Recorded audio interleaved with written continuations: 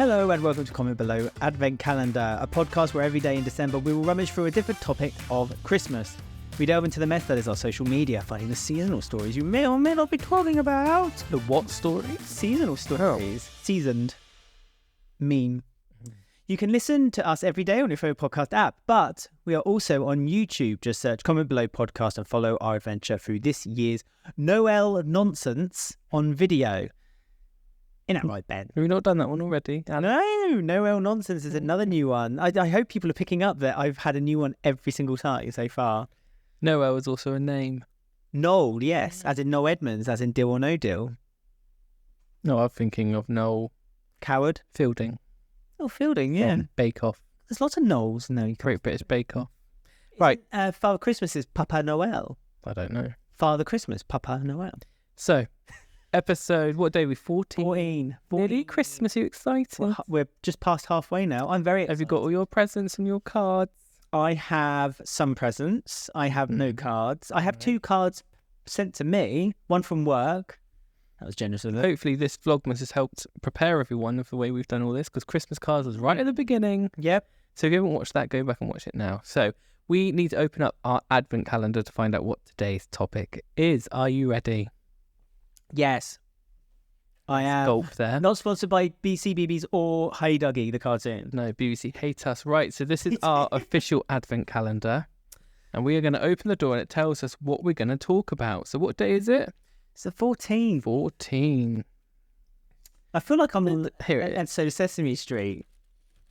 This episode's been sponsored by the number 14 and the letter N and C. Right, it's open.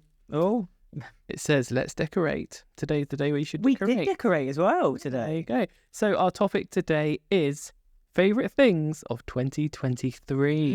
Now, this list is very, very personal. This is our list of favourite things that happened in 2023, be it television, film, music, and also just general things that we liked. Favourite this year. position. Favourite position, favourite quote, not favourite people. We've got a special section for that later Maybe. on. Depends what the advent calendar tells us. If the Advent Calendar allows us to do so. But before we start any of this, please don't forget to like, subscribe and ring the bell to never miss an episode. And you can also get in touch on X at commentbelowpod, Instagram at commentbelow_pod, or email us commentbelowpod@gmail.com. If you are indeed listening to us, please don't forget to give us 5 stars and comment below in 5 letters, 5 letters or less, why you're listening to our podcast and how much you're enjoying it. And what your favourite things were of 2023. But that can maybe not put that in as a review because that would look a bit odd. It's like 5 stars. Yeah. I liked Taylor Swift and the Great British Bake Off. We did watch the Bake Off this year. We did because I watched the end of last year's and I convinced you that Bake Off actually isn't that different on Channel 4. It's quite similar on BBC and you enjoyed it. And it was nice also to bring back the tradition, which I always used to do when it was on the BBC, which was when you watch Bake Off, you get yourself a nice bake to eat while you're watching. Mine was normally a donut. Bit of chocolate. Well, I liked Chocolate this year. is not a bake, Yeah, there's chocolate on a bake.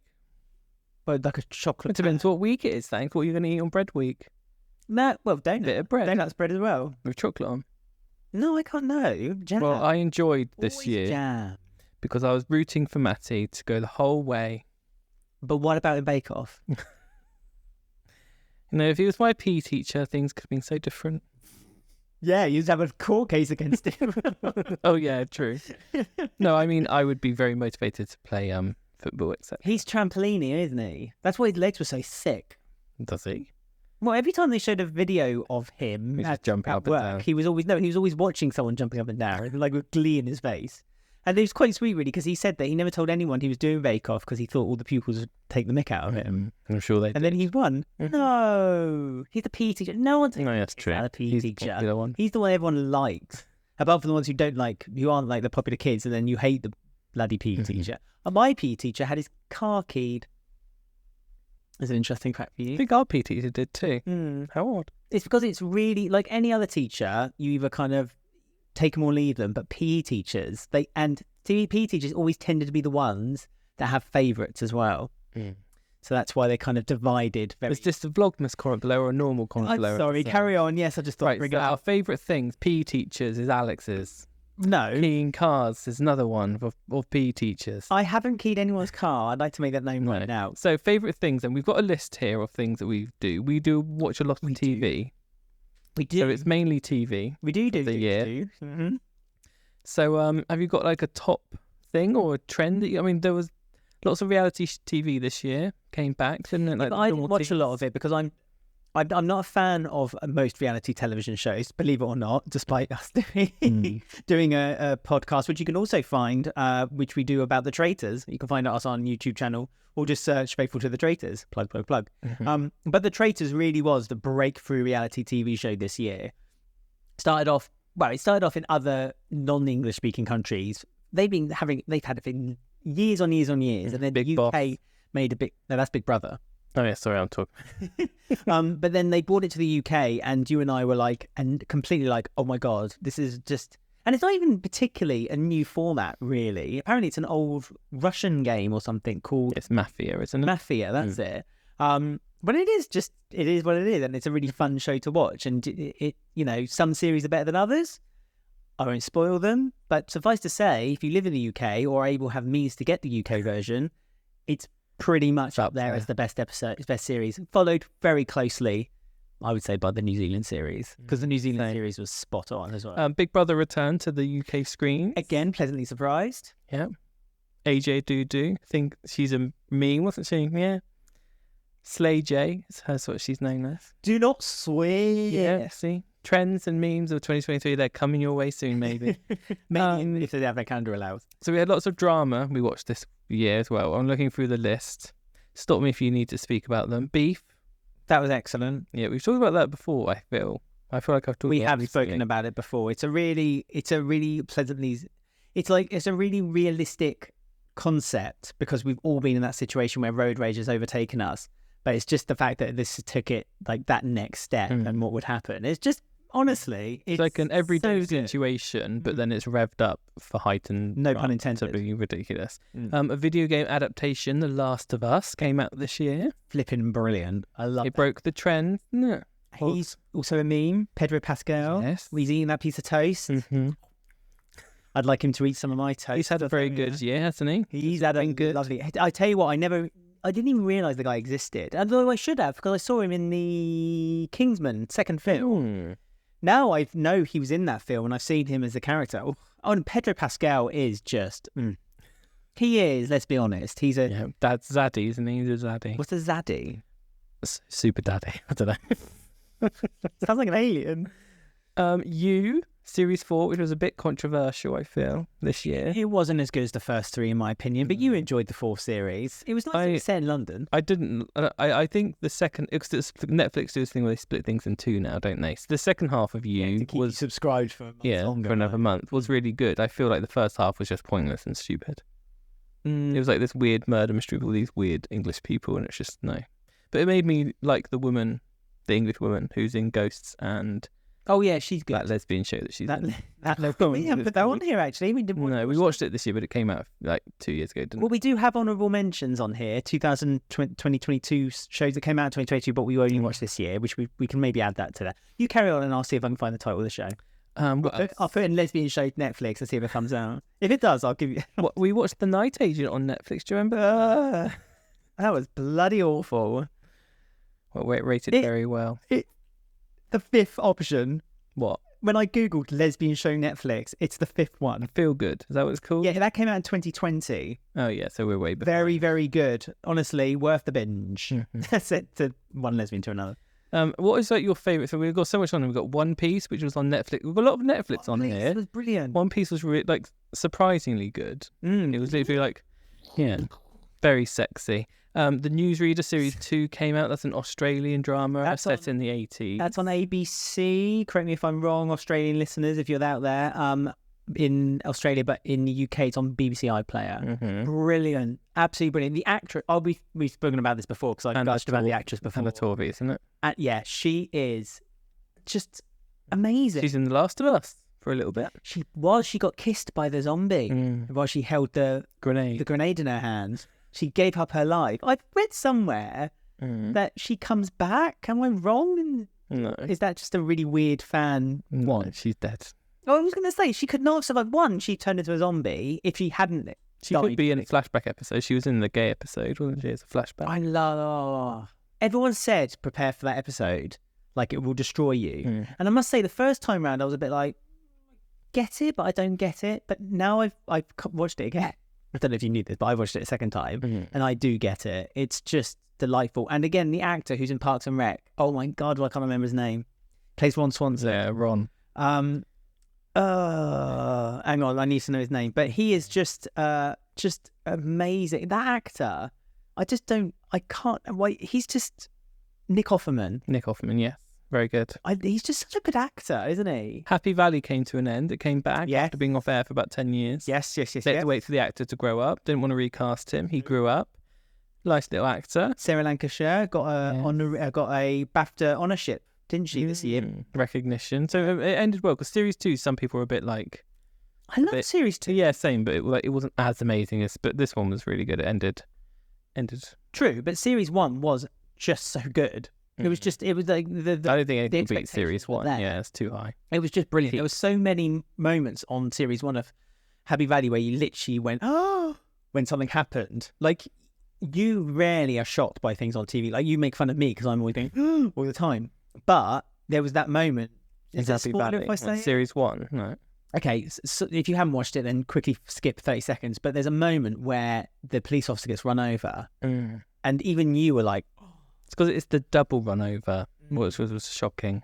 Line of Duty has a few shocking bits like that as well. You when the woman got thrown out the window. Yeah. That was brilliant.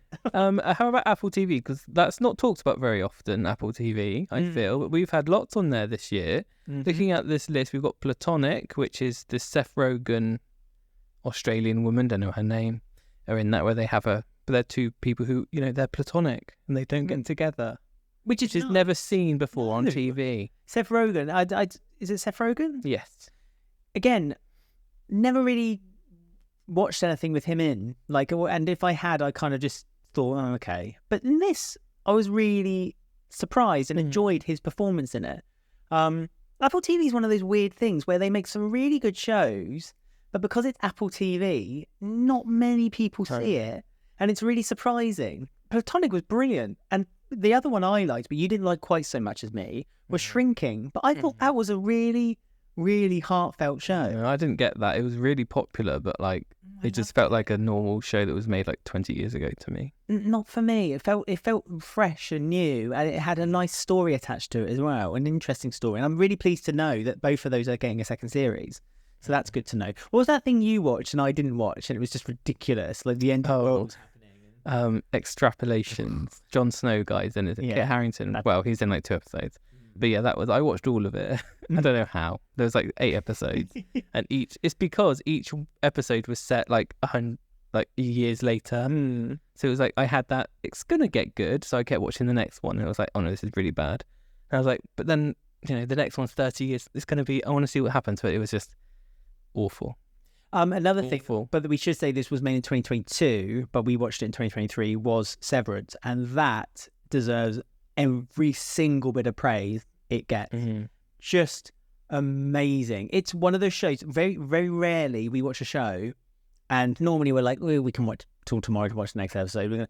There's only 2 shows I can really think of when we did this and the Squid Game. Squid Game we watched in one day, which I've never done in my entire life, but it was that good. And Severance, we watched that in the course of about 2 days, didn't we? Because we were obviously working. And every single time an episode ended, I was like, I just can't stop. I have to watch the next one. So good. Series 2 hopefully will be out next year. I can't ride to strike end. I can't wait. And it just reminds me a little bit, it's nothing at all like it, but it just reminds me of The Truman Show. Again, it gives me that kind of complex that I could genuinely see this happening, where you go into a job where you deliberately erase your mind from the outside world. Don't know that you're going. And you're not, it's just... I'm getting goosebumps thinking about it. It's honestly that good. And we had some comedies just to quickly round up here. We had Juice, which was a new BBC show. That was brilliant. And again, surprise, the comedian who was in, though he was funny in Taskmaster, we should talk about Taskmaster as well. because Taskmaster this year, both series were that's pretty good. The second one was much better. The one that's just finished. Yeah, the one they've just done. But also, we watched the series 2 of New Zealand Taskmaster, and that is bloody brilliant. That's quite a few years old, but yeah. It's quite a few years old, but it's just been put onto Channel 4 in the UK, and love it. It's such a good series. Alan Carr had a series, Changing Ends, which was it's kind of about his autobiography, which I've also read this year, which is part of my favourite things. So it was all, I got both versions of it, but that was good. The boy at casting, that was excellent. He was really good, wasn't he? That little actor. He was he was literally the embodiment of Alan Carr. Absolutely great. Again, it was hidden behind a paywall on ITVX. I know. Such a weird thing to do. Like, that could have easily been like a bird on the main ITV1 channel. Yeah, we saw Nolly on ITVX as well. We only saw 2 episodes of 3 because once episode 2 was ended, it was kind of like.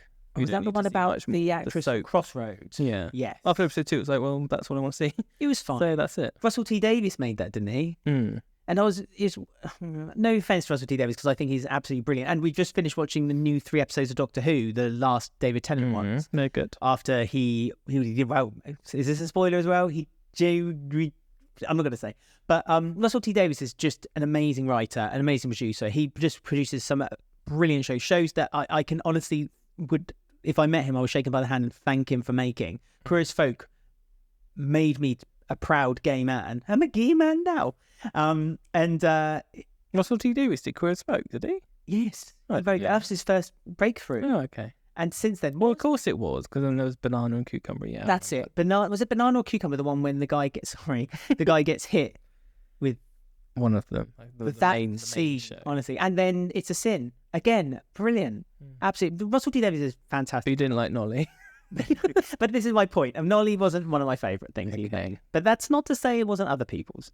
Disenchantment came to an end. The third Matt Groening animation show on Netflix. Netflix finished it 1 series earlier than they told them they would. Oh, I never knew this. But I do feel like... I think it ended well. Yeah, it was getting... Yeah, they were trying to do too much, I feel. They were starting to almost recycle stories again and again and again. No, it ended well. I liked the ending. It was a nice ending. It was sweet. I enjoyed that. Although I didn't enjoy as much as you did the return of Futurama on Disney Plus. I'm sorry. No, I like Futurama. Hulu in the UK. I like Futurama, but I think when it was on Comedy Central, I think that was his last home. The last series was just almost it takes them a while to get going again, then they get cancelled. So at the beginning of Comedy Central was a bit iffy, and then it got good. So it takes them a while, but they've been renewed for 3 more. What series? Well, they've split 1 series into 2, so there's half this one's left, and then they've got 2 more 10s. Series 2, 10, 20, 30 more. 30 more episodes. It's a filthy trick these streaming services are doing nowadays. So what else have you enjoyed in 2013, 23? Well, I'd just like to say that I enjoyed that the Eurovision came to the UK for the first time since 1998. Eurovision, UK hosted it. Loreen won, so I was happy. Although that was controversial. A lot of people said that she didn't deserve to win, and I have to say I did prefer the hey. That was a great song. So yeah, I was a bit disappointed I didn't get tickets, but at the same time, when I heard about people having to pay the amount of money they had to pay in order to get hotel rooms and travel, and like literally, it was a situation where the UK people who like lived in Liverpool, who had like a plot of land which was 10 foot by 10 foot, was selling it to people for like £100 just to like use it. It got a bit naughty and a bit out of control. But 2023 for me was the year of discovering books. I discovered books this year, basically because of you, because you write books. Sorry, I can't help it. You write books, and you asked me to kind of like read them and kind of proofread them, and so I did. And then having read a couple of your books, I was like, oh, actually quite nice in the evening to read a book. And now I just, no looking back. Honestly, I've read so many, probably not as many as other like proper book people. Well, some people were like, I've read 200 books this month. It's like, it's stupid. Don't read that many. I mean, I worked out just now, and I've read about 30, and I'm quite proud of that. I'm quite proud of that. So that will do me. But books that stood out for me, and I won't go into too much detail about them, but one was Tomorrow and Tomorrow and Tomorrow, which is absolutely brilliant. Another one was called The Rule, which was written by David Jackson, and that was about a man who had to protect his family from some gangsters.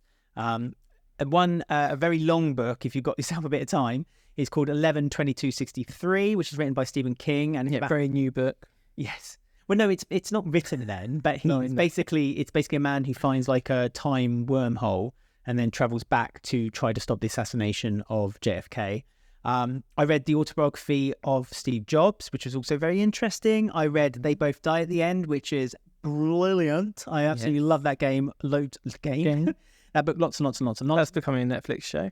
Excellent. Not so keen on the sequel. Still good, but not so brilliant as the first one. And my final favourite book was All That's Left in the World, about two young men who discover they love each other in an apocalyptic world. That's on my 2024 list. It's a very good book. I was surprised. I read but I did audiobook of the Paris Hilton memoir, which was not like on my radar to be any good. Right. But like the story in it I was quite surprised by her, actually. I listened to that too. I just remembered. Yeah, it's interesting, isn't it? Laughing at me. It's sorry. interesting, like what the real thing is. So I was quite. Her family were quite cruel to her, really. What they did to her. I mean, really, what she did wasn't particularly bad. Anyway, bad behaviour. I've read loads of memoirs though. One of the really good ones is by DJ Fat Tony, which is I Don't Take Requests. That's very good. Isn't he? This other guy who's the friends with Boy George. Yes. Okay. He was on lots of drugs and he goes through all of his stories, but it's relatable. No, it's a very good read. I'm joking. I said that's very good, and it's quite funny if you get the audio version because he struggles to do the audiobook and doesn't let go. But yeah, Miriam Margolyes as well. I've read her autobiography. Lots of sucking off cocks in that.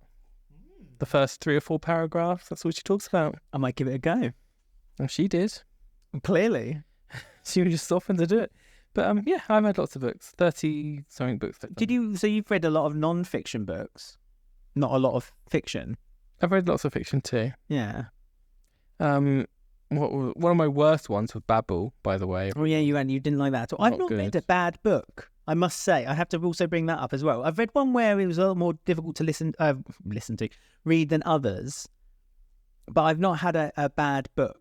I read one called Don't Swipe Right, which is like a dating app murder mystery where the person, she went on dates with people off the app and the people kept dying after her date, and she didn't know if someone was stalking her or what was going on. That sounds good. I like that one. But I worked out the twist right at the beginning. I was very proud of you ruin it for yourself. But it's still a good book. You ruin it for yourself. I'll say that I have lots and lots of books that I now need to read. I've got the Chris Broad book, which is a Born in Japan book. And I've got Iron Flame. Oh, I should have mentioned the first one of that. Fourth Wing. I hate fantasy books. Read it. Well, I've found out recently it's not a fantasy book, it's a romantasy book. Okay. So there's a difference. There is some really, filthy bits in there.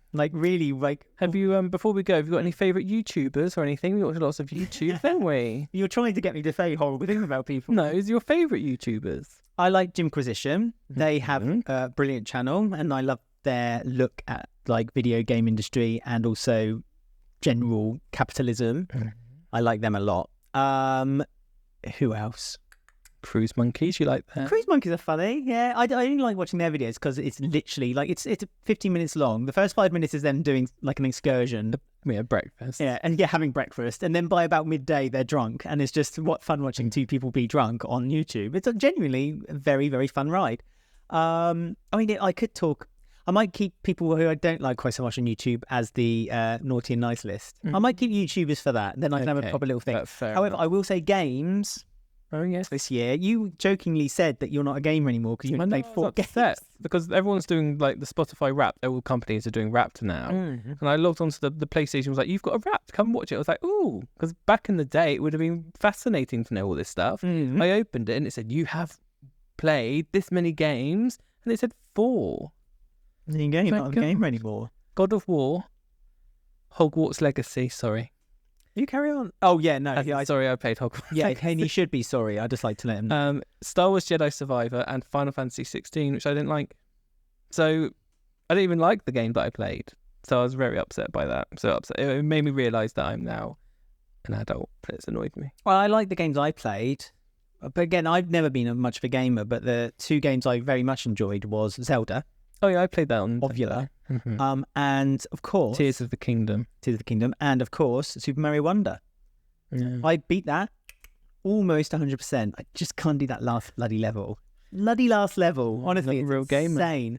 I'm that far away. If it was Sony, I'm that far away from a platinum trophy. And what about favourite purchases? Have you purchased anything that you've really enjoyed? A jumper or a pair of underwear or a device? I'm not bought any of These lights? Oh, I enjoyed that. They give us light Proud on of my our lights. Yeah. I haven't bought anything. Coffee machine. Oh yeah, I bought a coffee machine at the top of the year, which genuinely has been the best thing I've ever bought. That Milk Nespresso. frother. We had one of those before we got the Okay, Nespresso, remember? okay. Because that's what prompted me to buy the Nespresso. Wow. But they had a deal on New Year's Eve to buy like the Nespresso machine for like half the price, so I got it. Okay, It was right. lovely though. Is there anything me up else? to say I know, but we're running. This is a full Well, that's episode fine. now. I'm done. Okay, I'm right. done. I'm like I So- say, I'll save my naughty and nice list to next For YouTubers, that YouTubers. Yeah, but Shane and Ryland. Right. So if anyone wants to say their favourite, Hayden Island.